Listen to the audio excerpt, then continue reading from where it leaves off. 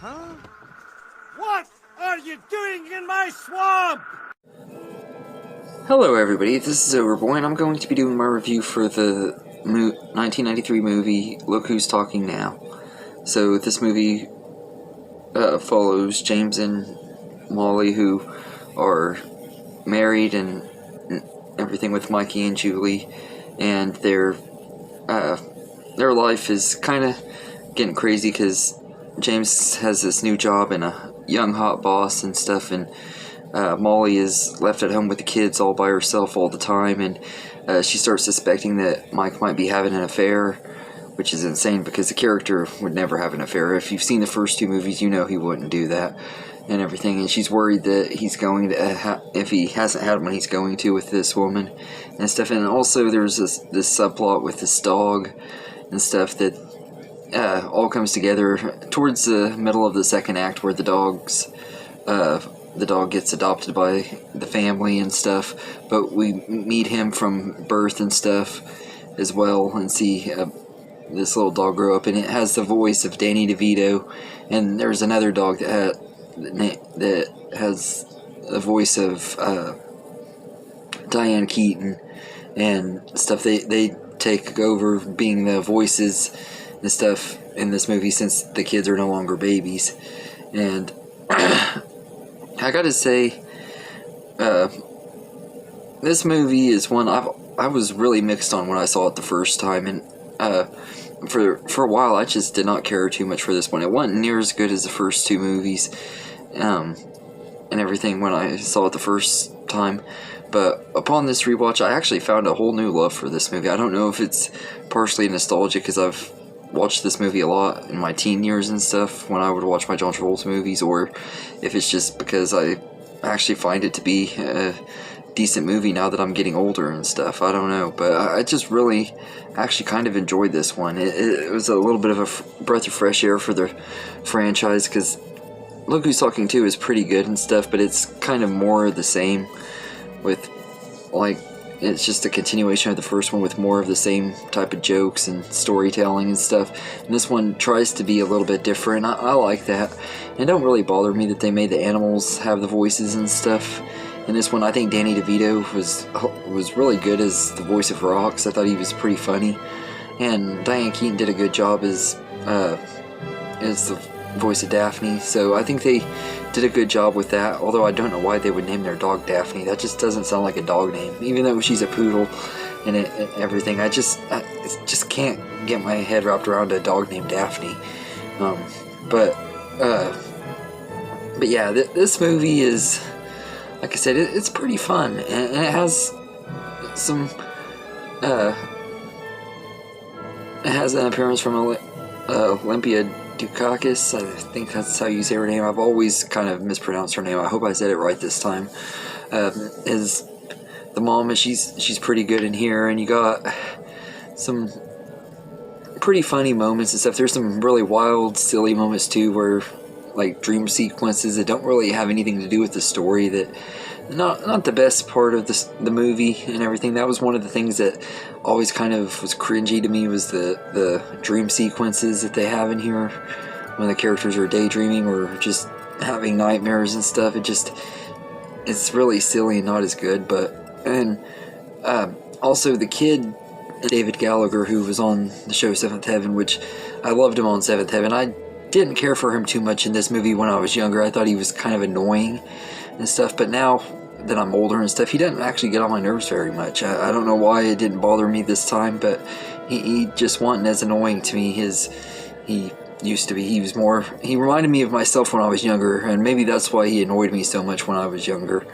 But he reminded me of myself when I was a kid and everything, when I wanted a dog for Christmas and stuff, and was having trouble deciding if I still believed in Santa or not. I did go through that little point at one point. So, yeah, it made him a little bit too relatable for me, I guess, back then. And now looking back at it, I was like, yeah, he is pretty much like how I was as a kid, but he's not near as annoying or bad as I remember. He didn't really ruin the movie like I remembered he did. And I don't really care for the whole subplot of is James going to cheat on her and stuff like that, when the audience and the character should know that James wouldn't do that. I mean, he's a really good character and everything. It just didn't seem like something he would do.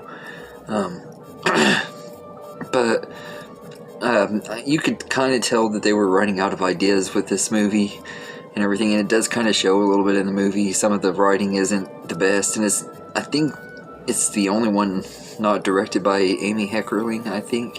If I remember right, I think she came back to direct the second one.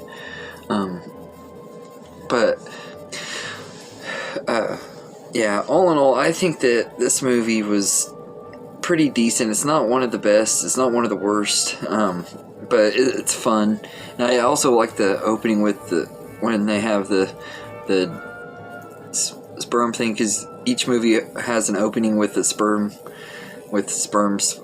floating around and going to an egg and stuff, and they have great songs playing in all three of them. This one has Hound Dog because it's a dog sperm, which I thought was really hilarious and everything.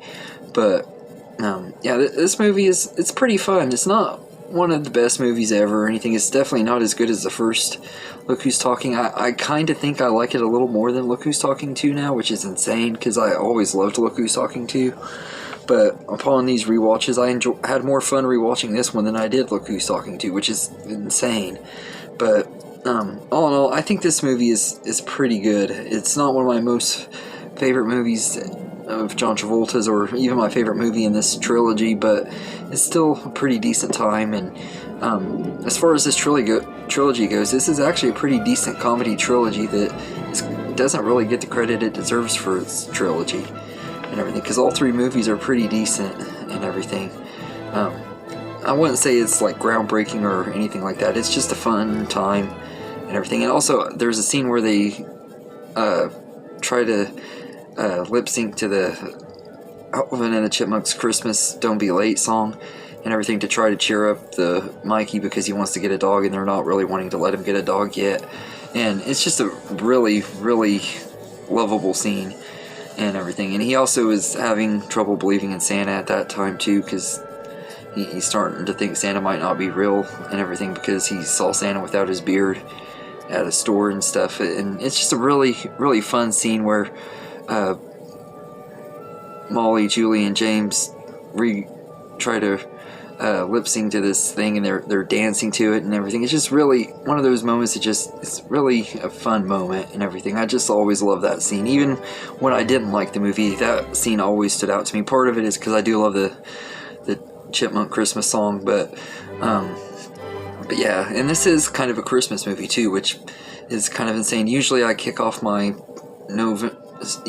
in November I kick off the holiday season with the Polar Express. This year I kicked it off with Look Who's Talking Now, because I actually forgot that it was even technically a Christmas movie. But it's pretty good, so I'd say I'd give it a 7.5 out of 10. I really enjoy it. It's not one of my most favorite movies ever or anything, but I do think it's way better than I remembered it to be, and it deserves more credit than it gets, like a lot of John Travolta's stuff at that time in his career. This was like 1 year before he made his big comeback, and I'll be talking about that movie here pretty soon too, within the next couple weeks. But yeah, so anyway, let me know in the comments what you think of Look Who's Talking Now, and I hope you enjoyed this video, and have a good day, everybody.